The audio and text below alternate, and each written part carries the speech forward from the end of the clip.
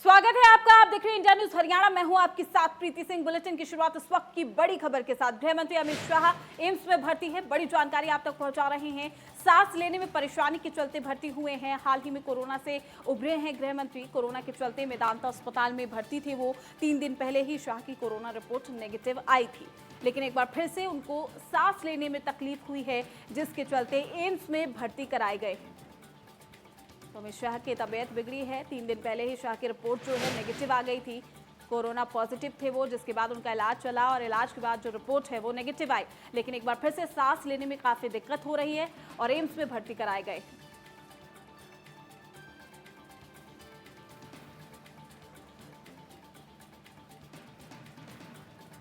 तो बड़ी और अहम जानकारी आप तक पहुंचा रहे हैं, जहां सांस लेने में दिक्कत अमित शाह को आई है और एम्स में उनको भर्ती कराया गया है। हालांकि हाल ही में उनकी कोरोना रिपोर्ट अब नेगेटिव आ गई थी। कोरोना से पीड़ित थे, कोरोना पॉजिटिव रिपोर्ट आई थी, जिसके बाद उनका इलाज चला और इलाज के बाद आखिरी रिपोर्ट कोरोना नेगेटिव आई, लेकिन अभी सांस लेने में दिक्कत हो रही थी, जिसकी वजह से उन्हें एम्स में भर्ती कराया गया। वहीं घरौंडा के कोहंड स्थित धर्म ढाबे पर दिन दहाड़े गन पॉइंट पर एक ढाबा मालिक के साथ लूटपाट करने का मामला सामने आया।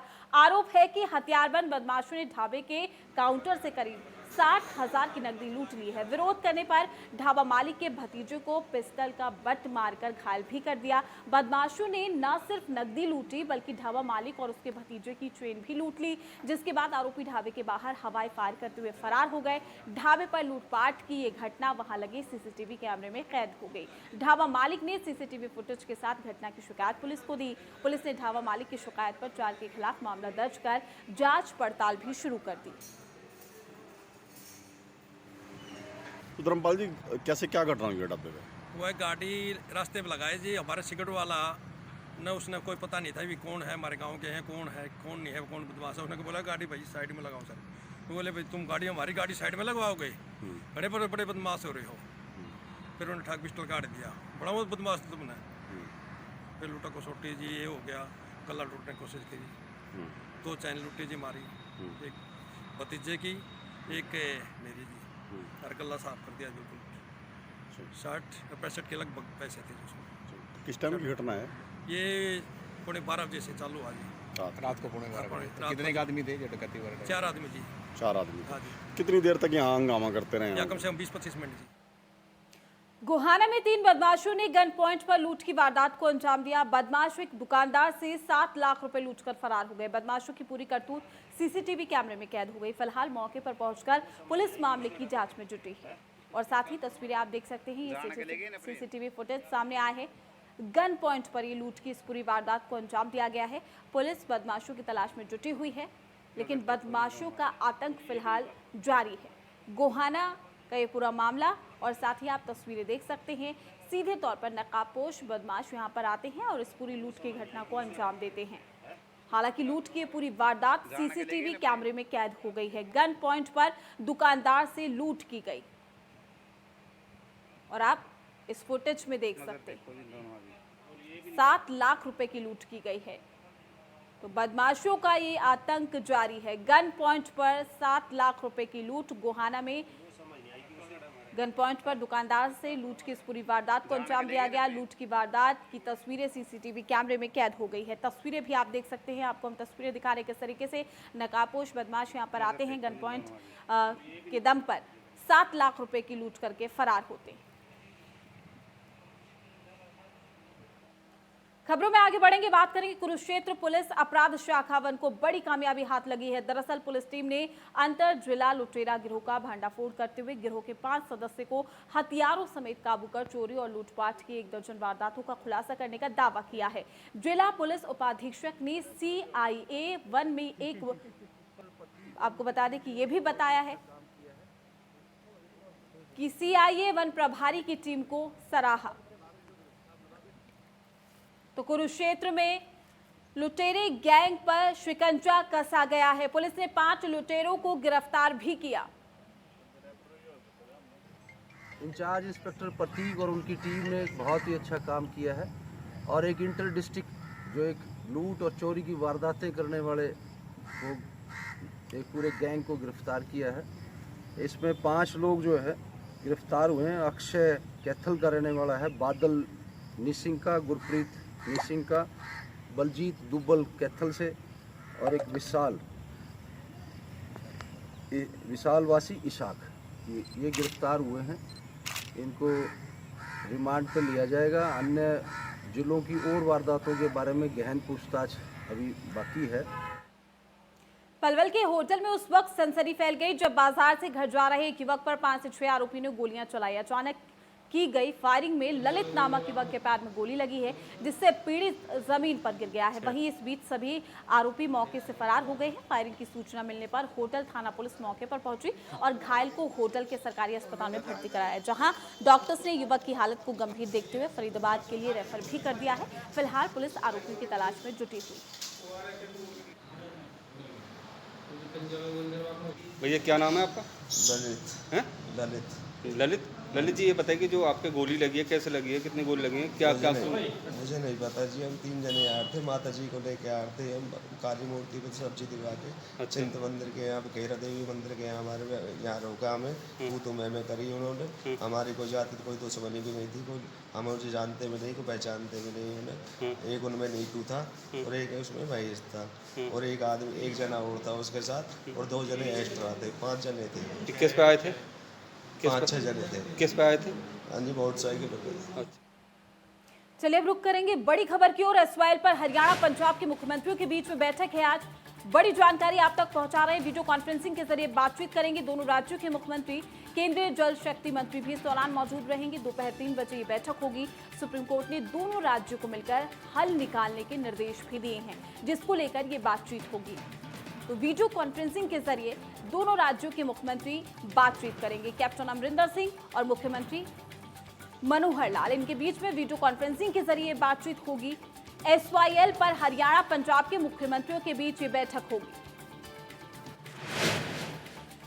आखिरकार पंजाब के मुख्यमंत्री एसवाईएल के मुद्दे पर हरियाणा से बातचीत करने के लिए तैयार हो गए हैं। दोनों के बीच में आज वीडियो कॉन्फ्रेंसिंग के जरिए बातचीत होगी और हरियाणा पंजाब से अपने हिस्से का पानी मांग रहा है। इस रिपोर्ट को देखिए। करीब 5 दशक से पंजाब और हरियाणा के बीच चला आ रहा एसवाईएल विवाद अब अपने अंतिम चरण में दिखाई दे रहा है। हालांकि क्या होगा ये कहना अभी जल्दबाजी होगी, लेकिन मंगलवार को जब पंजाब के मुख्यमंत्री कैप्टन अमरिंदर सिंह और हरियाणा के मुख्यमंत्री मनोहर लाल वीडियो कॉन्फ्रेंसिंग के जरिए इस मुद्दे पर बात करने बैठेंगे, तो उम्मीद यही है कि हरियाणा का हक मिल जाए। जल संसाधन केंद्र के मंत्री हैं श्री शेखावत जी, उन्होंने दोनों मुख्यमंत्रियों को बुलाया है। 3 बजे मीटिंग है, क्योंकि सुप्रीम कोर्ट ने ये निर्णय दिया है कि बहुत जल्दी दोनों मुख्यमंत्री बैठ करके और केंद्र के अधिकारी और मंत्री बैठ करके इसका कोई भी सॉल्यूशन हल निकालें। तो जैसे सुप्रीम कोर्ट का निर्देश है उस अनुसार हम अपने जो भी हमारा विषय है उसमें हमें कोई उलझन ज़्यादा नहीं है, क्योंकि हमको तो एसवाईएल का पानी मिल चुका है। केवल उस नहर के निर्माण का ये निर्णय होना शेष है। आपसी सहमति से अगर कोई बात बनती है तो ठीक है। दरअसल सुप्रीम कोर्ट ने पिछली सुनवाई के दौरान कहा था कि दोनों राज्यों के मुख्यमंत्री हरियाणा पंजाब के इस सबसे बड़े विवाद को बैठकर सुलझाएं। सुप्रीम कोर्ट ने केंद्र सरकार को मध्यस्थता करने को भी कहा था। ऐसे में अब दोनों राज्यों के मुख्यमंत्री इस मामले पर बातचीत करेंगे और उसके बाद केंद्र सरकार सुप्रीम कोर्ट में अपना पक्ष रखेगी। नहीं, हरियाणा तो पूरी तरह से तैयार है। सुप्रीम कोर्ट का फैसला हमारे पक्ष में है। अब तो ये है कि बनानी कैसे है, और उसके ऊपर हम तो यही उम्मीद करते हैं कि पंजाब उसमें सहयोग करे और एसवाईएल बने। दरअसल हरियाणा सरकार नहर का निर्माण पूरा कर पंजाब से अपने हिस्से का पानी लेने के लिए प्रयास कर रही है। सुप्रीम कोर्ट ने एसवाईएल नहर निर्माण को लेकर हरियाणा के हक में डिक्री कर रखी है। अब इसे लागू करवाने की बात है। पंजाब ने सुप्रीम कोर्ट में कहा था कि उसके पास हरियाणा को देने के लिए फालतू पानी नहीं है, लेकिन हरियाणा की दलील है कि वो फालतू या कम नहीं बल्कि अपने हिस्से का पानी मांग रहा है। अब इस मुद्दे पर होने वाली बैठक पर सबकी निगाहें टिकी है। बैठक के बाद दोनों राज्यों के बीच का ये विवादित मसला सुलझ पाता है या नहीं, ये देखना बाकी है। Bureau report, India news, Haryana. Sirsa में दुकानों के खोलने का समय बदल गया है। सिरसा में अगर हम बात करें तो शनिवार और रविवार को दुकानें बंद रहेंगी, बाजार बंद रहेंगे। सिर्फ सोमवार से शुक्रवार तक दुकानें खोलने की इजाजत दी गई है। बड़ी खबर हम आपको बता रहे हैं, तो जिला प्रशासन का ये फैसला सामने आया है। सुबह 9 बजे से शाम के 6:30 बजे तक ही दुकान खोलने को लेकर इजाजत दी गई है। समय तय किया गया है। कोरोना के बढ़ते केस के मद्देनजर ये फैसला लिया गया है, यानी कि अब सुबह के 9 से शाम के 6:30 बजे तक ही बाजार खुले रहेंगे। कोरोना के बढ़ते केस के मद्देनजर ये फैसला लिया गया। बड़ी खबर हम आपको बता रहे हैं, सिरसा में दुकानदार के जो दुकान खोलने का समय है उसको बदला गया है। जिला प्रशासन का ये फैसला सामने आया है। सिरसा में शनिवार और रविवार को बंद रहेंगे बाजार। सिर्फ सोमवार से शुक्रवार तक दुकान खोलने की इजाजत है। सुबह 9 बजे से शाम के 6:30 बजे तक दुकान खोलने का समय निर्धारित किया गया है।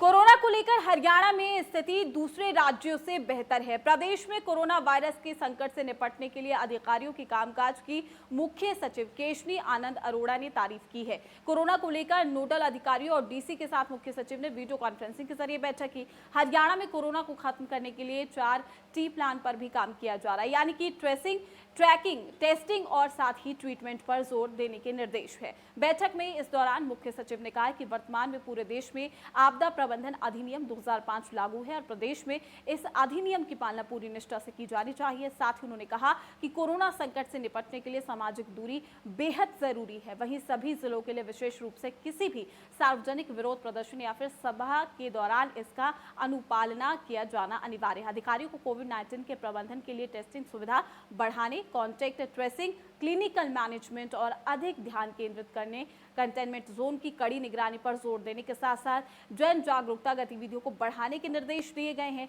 इसके अलावा अपने गृह राज्यों से वापस लौटने वाले मजदूरों को कोरोना टेस्ट कराने के निर्देश दिए गए हैं। आपको बता दें कि प्रदेश में संक्रमित की मृत्यु दर 1.14% है।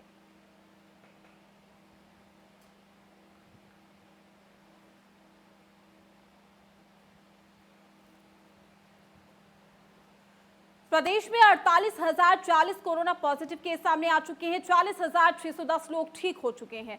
कोरोना से जुड़ी ताज़ा अपडेट हम आप तक पहुंचा रहे हैं। कोरोना से अब तक 550 लोगों की मौत हो गई है। रिकवरी रेट बढ़कर 84.53% हुआ है। 10 लाख लोगों में 33,718 टेस्ट। प्रदेश में कोरोना का डबलिंग रेट 31 दिन हो चुका है। फरीदाबाद में 107 नए केस सामने आए हैं, 1 की मौत हो गई है। गुरुग्राम में 97 नए केस सामने आए हैं। पानीपत में 81 नए केस सामने आए हैं। रेवाड़ी, अंबाला में 71 नए केस सामने आए हैं। यमुनानगर की हम बात कर लेते हैं, 62 नए केस सामने आए हैं। तो रोहतक में 58 है, कुरुक्षेत्र में 51, पानीपत में 81 नए केस हैं। वहीं रेवाड़ी और अंबाला में 71 नए केस सामने आए हैं। खबरों में आगे बढ़ेंगे, बात करेंगे करनाल में कार्यक्रम के लिए जाते समय सीएम मनोहर लाल ने घायल ई रिक्शा चालक की मदद की और उसे अस्पताल पहुंचाया। मुख्यमंत्री ने काफिले को रोककर उसका हालचाल पूछा और हर डीसी को रिक्शा चालक की पूरा इलाज करवाने के निर्देश भी दिए। महात्मा गांधी चौक पर सड़क दुर्घटना में घायल एक ई रिक्शा चालक को देखकर मुख्यमंत्री मनोहर लाल ने उसे उठाया और कुशल क्षेम पूछकर अस्पताल तक पहुंचाने में मदद कर मानवता और दरियादिली का परिचय दिया। इस घटना में मुख्यमंत्री की सरल भाव को देखकर न केवल ई रिक्शा चालक को हिम्मत मिली, बल्कि मुख्यमंत्री के काफिले में शामिल अधिकारी और राहगीर भी सीएम की सराहना करने लगे। दरअसल जैसे ही मुख्यमंत्री का काफिला महात्मा गांधी चौक के पास से गुजरा, उनकी नजर घायल अवस्था में सड़क पर गिरे ई रिक्शा चालक पर पड़ी। उसे देखते ही उन्होंने तुरंत ड्राइवर को गाड़ी रोकने के आदेश दिए। गाड़ी रुकी, मुख्यमंत्री ने तुरंत उतरकर घायल ई रिक्शा चालक को उठाया। काफिले में शामिल सांसद संजय भाटिया और बीजेपी जिलाध्यक्ष जगमोहन आनंद ने भी घायल को उठाने में साथ दिया। घायल ई रिक्शा चालक का हालचाल पूछने के बाद मुख्यमंत्री ने वहां मौजूद करनाल के उपायुक्त निशांत कुमार यादव को निर्देश दिए कि इनका इलाज करवाया जाए और जिस भी इलाज की जरूरत हो वो इस ई रिक्शा चालक को उपलब्ध करवाई जाए। करनाल से केसी आर्य, इंडिया न्यूज, हरियाणा। 26 अगस्त से होने वाले सत्र की अवधि तो बिजनेस एडवाइजरी कमेटी तय करेगी, लेकिन ये सत्र कोरोना काल में हो रहा है। ऐसे में विधानसभा के अधिकारियों के साथ एक महत्वपूर्ण बैठक की गई है जिसमें कई अहम निर्णय लिए गए।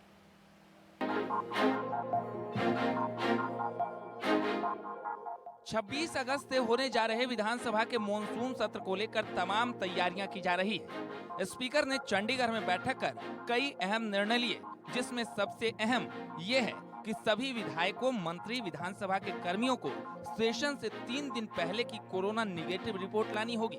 पुलिस अधिकारी जो कोई विधानसभा परिसर में एंट्री करेगा उसे भी सर्टिफिकेट लाना होगा। सिटिंग अरेंजमेंट में भी बदलाव किया गया है। दर्शक दीर्घा या स्पीकर गैलरी में कोई दर्शक नहीं आ पाएगा। अधिकारियों को भी सोशल डिस्टेंसिंग में बिठाया जाएगा। तमाम कागज जो विधानसभा में लाया जाएगा वो सैनिटाइज होगा। उसके लिए मशीन खरीदने के निर्देश दिए गए हैं। मास्क, ग्लव्स, सैनिटाइजर की एक किट विधानसभा में मौजूद तमाम लोगों को दी जाएगी। सबको आरोग्य सेतु ऐप मोबाइल में डाउनलोड करना होगा। एंट्री पॉइंट पर शू कवर डिस्पेंसर भी मुहैया करवाया जाएगा। विधानसभा की कैंटीन और कैंटीन में काम करने वाले कर्मचारियों पर एक नोडल अधिकारी हॉस्पिटैलिटी विभाग तय करेगा। सभी विभागों को कम से कम कर्मचारी तैनात करने के निर्देश दिए गए। एमएलए हॉस्टल को सेशन के 3 दिन पहले बंद कर सैनिटाइज किया जाएगा। विधायकों को भी विधानसभा में अकेले आने की अपील की गई है। साथ ही मंत्रियों से भी अपील की गई है कि वो जरूरी स्टाफ ही साथ में लाएं। विधानसभा के लिए कोई सामान जो खरीदा जाना है वो चाइनीज नहीं होगा, यानी स्वदेशी सामान ही खरीदा जाएगा। हैं, चाहे आदरणीय मुख्यमंत्री हैं, विधानसभा के अध्यक्ष या हमारे सभी विधानसभा के कर्मचारी या इसके अलावा जो भी कर्मचारी, चाहे वो पुलिस कर्मचारी है, कोई सीआईडी का है या दूसरे डिपार्टमेंट्स के, जो भी विधानसभा के अंदर एंटर करेंगे वो कोविड-19 का टेस्ट करवा करके, और वो टेस्ट 3 दिन से ज़्यादा पहले का नहीं होना चाहिए, वो करवा करके ही विधानसभा परिसर में एंटर कर पाएंगे। उसके लिए विधानसभा के कर्मचारियों के लिए और पत्रकार बंधुओं के लिए हम विशेष अपना यहाँ एक कैंप का आयोजन करने जा रहे हैं। और उसके अलावा जो हमारे विधायक हैं वो जहाँ जहाँ पर भी जिस जिला के अंदर हैं उन वहाँ के सीएमओ उनसे संपर्क करके उनका भी कोविड-19 टेस्ट की रिपोर्ट, नेगेटिव रिपोर्ट लेकर के वो आएंगे, उनको सर्टिफिकेट देंगे, तभी विधानसभा परिसर में वो अंदर आ सकेंगे। हमारा मकसद ये है कि कोई भी व्यक्ति, कोरोना संक्रमित व्यक्ति विधानसभा में एंटर ना कर सके और ताकि दूसरों को भी वो कभी खतरे में ना डाल दें। तो उस दृष्टि से और कुछ अरेंजमेंट्स हमने किए हैं, जैसे सिक्योरिटी को लेकर के कल हमारी परसों मीटिंग होने जा रही है। हमारे जो डीजी यहाँ हरियाणा हैं या चंडीगढ़ प्रशासन के पुलिस के कर्मचारी हैं, इनके साथ पर बैठ कर के सिक्योरिटी अरेंजमेंट्स को भी हम चर्चा करेंगे। इसके अलावा जो डीजी हेल्थ हैं उनके साथ भी कि जो मिनिस्ट्री ऑफ होम अफेयर्स की गाइडलाइंस हैं या WHO की गाइडलाइंस हैं उनको भी हम ठीक ढंग से पालन कर सकें। और इसके अलावा जो सभी हमारे विधायक, मंत्री या सभी की सीट के ऊपर एक हम किट जो है जिसमें मास्क है, ग्लव्स हैं, सैनिटाइज़र है या कोई और भी ज़रूरत होगी तो वो किट हम हर सीट के ऊपर उपलब्ध कराएंगे ताकि ज़रूरत पड़ने पर उसका इस्तेमाल किया जा सके। स्पीकर ज्ञानचंद गुप्ता ने कहा कि विधानसभा सत्र को देखते हुए 3 और बैठकें आगामी 2 दिनों में होंगी। सुरक्षा और पार्किंग के मुद्दे पर इसी तरह स्वास्थ्य के लिहाज से क्या क्या सावधानियां होनी है उसको लेकर भी स्वास्थ्य विभाग के अधिकारियों के साथ बैठक की जाएगी। चलिए अब नजर डालते हैं अब तक की हेडलाइंस पर। प्रस्तुत करता है हेम पुष्पा। इम्यूनिटी बढ़ाए, स्वस्थ बनाए, महिलाओं की नंबर 1 आयुर्वेदिक औषधि व टॉनिक।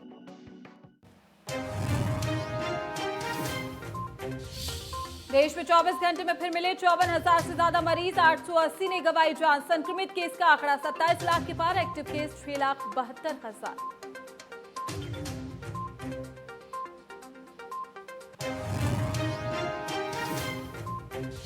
प्रदेश में 24 घंटे में मिले कोरोना के 887 नए मरीज, 12 की मौत, 48,000 के पार पहुंच चुके हैं संक्रमित केस, एक्टिव केस 7,000 के पार।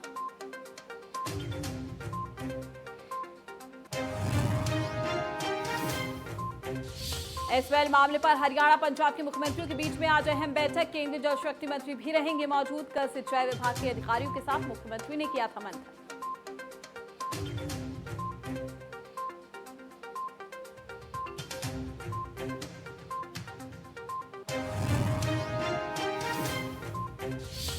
कोरोना काल में हो रहे विधानसभा सत्र को लेकर खास तैयारी, मंत्रियों और विधायकों को लानी होगी 3 दिन पहले की corona report. Aarogya Setu app भी जरूरी।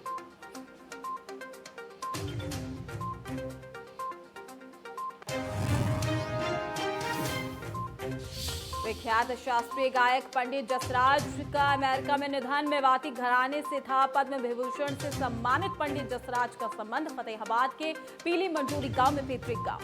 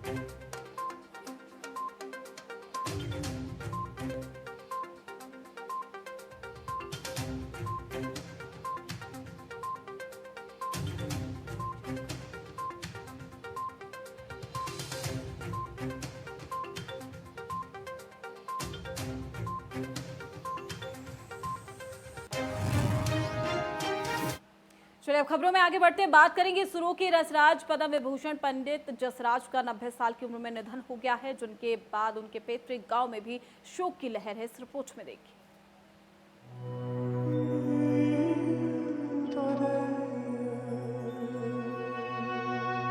गायकी की दुनिया के रसराज कहलाने वाले शास्त्रीय गायक पंडित जसराज हमारे बीच नहीं रहे। 90 साल की उम्र में उनके निधन से देश भर में शोक की लहर है। पद्म विभूषण पंडित जसराज का पैतृक गांव फतेहाबाद का पाली मदोरी गांव है। जैसे ही पंडित जसराज के निधन की खबर आई, उनका पैतृक गांव मंदोरी गम में डूब गया। इस गांव में रहने वाले हर शख्स की आंखें नम दिखाई दी। गांव के लोगों का कहना है कि उन्होंने एक महान शख्सियत को खो दिया, जिसकी कमी उन्हें हमेशा खलती रहेगी। उन्होंने गांव का नाम रोशन किया है। हम सबसे पहले हमें पूरे गांव की तरफ से हम शोक व्यक्त करते हैं और हमने बहुत महान विभूति खो दी है। तो कोई पूरे गांव उनकी कोई यादें, कोई पुरानी, कोई ताजा करना चाहिए, जिस तरह से क्या कुछ उन्होंने गांव में किया? उन्होंने गांव में पुस्तकालय बनाया है और गांव में पंडित जसराज नाम से पार्क बनाया गया है। तो पुस्तकालय में किस तरह से युवाओं को, जिस तरह से जो पुस्तकालय खोले, क्या कुछ लाभ मिल रहा है? हाँ, उनसे मतलब बहुत अच्छा प्रोग्राम है। वहाँ जो लाइब्रेरी बनाई गई, वहाँ बच्चे पढ़ते हैं पूरे दिन में, और कुछ बच्चे जो है हमारे यहाँ सरकारी नौकरी में गए हैं। सरकारी नौकरी, इसका हमारा बड़ा फायदा हुआ गाँव को। और सबसे दुख है बात का कि आज हमने पंडित जसराज का जन्म पीली मंदोरी गांव में हुआ था, लेकिन उसके बाद वो हैदराबाद चले गए। हैदराबाद में कुछ समय रहने के बाद वो कोलकाता अपने भाई के पास चले गए, जहां उन्होंने अपने बड़े भाई से संगीत सीखा। उसके बाद संगीत की दुनिया में वो शिखर तक पहुंचे। बेशुमार शोहरत और सफलता की ऊंचाई पर पहुंचने के बाद भी जसराज कभी अपने पैतृक गांव को नहीं भूले। जब भी उन्हें समय मिलता, वो अपने गांव पहुंच जाते। गांव वालों का कहना है कि इतना बड़ा मुकाम पाने के बाद भी पंडित जसराज ने सादगी का साथ नहीं छोड़ा। वो न सिर्फ गांव वालों के साथ बैठकर बातें करते थे, बल्कि उनके साथ हर सुख दुख भी साझा करते थे। पंडित जसराज जी का जन्म आज से 90 साल पहले इसी गांव में इसी जगह हुआ था, इसी मकान में, यहाँ पर खड़े हैं। पंडित एक सामाजिक आदमी थे और देश के विश्व विख्यात संगीतकार थे। हमारे गांव का उन्होंने पूरे वर्ल्ड में नाम रोशन किया। हमें उन पर नाज है और हमें दुख भी है कि वो आज हमारे बीच नहीं रहे। हम उनको भावभीनी श्रद्धांजलि देते हैं। भगवान उनके परिवार को शक्ति दे, जो कि सदनों को बर्दाश्त करे। तो कोई पुरानी यादें शेयर करो। पुरानी बहुत यादें हैं, पुरानी तो बहुत। स्टार्ट करो, कोई एक दो बता दीजिए, कोई अलग से किस्सा हो, कोई उनके साथ आप भी गांव में आते थे, वो एक एक आदमी से मिलते थे, घर घर जाके। इतना गांव से लगाव था, प्रेम था। वो बचपन में ही हैदराबाद चले गए थे। हैदराबाद से वो कलकत्ते उनकी पढ़ाई लिखाई हुई और कलकत्ते उन्होंने अपने बड़े भाई पंडित मनीराम से संगीत का ये सारा प्रोग्राम उन्हीं से उन्होंने प्राप्त किया था। इस तरीके से हमारे चाचा जी थे, वो यहाँ आते थे और ये जो नहर है, इसमें नहा धो कर आते थे, यानी नहर में जाकर नहाते थे और यहाँ गांव वालों से मुलाकात भी करते थे और मेरे पिताजी यहाँ रहते थे। तो गाँव थे उनको लिए सबसे प्यारी ये कॉफ़ी लगती थी और खाने के लिए ये मतलब हलवा और ऐसे मतलब खाने के लिए उनको अच्छा लगता था। हलवा यानी चूरमा और हलवा अच्छा लगता था। पिताजी को मेरे बड़े भाई साहब को वहाँ फ़ोन पे बात करते हैं पंडित जसराज जी, और यहाँ आते थे तो उन गांव वाले सभी लोग उनका स्वागत करते थे। हम भी अपने परिवार के साथ उनको बहुत ज़्यादा अहमियत रखते थे, उनका बड़ा सम्मान करते थे। पंडित जसराज चाहे सफलता की कितनी ही ऊंचाइयों तक पहुंचे हों, लेकिन अपने पैतृक गांव की मिट्टी से हमेशा जुड़े रहे। अब उनके जाने से गांव में मातम का माहौल है, क्योंकि पंडित जसराज एक ऐसी शख्सियत का नाम है जिसकी कमी को कोई पूरा नहीं कर सकता। यही वजह है कि फतेहाबाद के पीली मंदोरी गांव में हमेशा उनकी कमी को महसूस किया जाएगा। फतेहाबाद से जितेंद्र मोंगा, इंडिया न्यूज हरियाणा।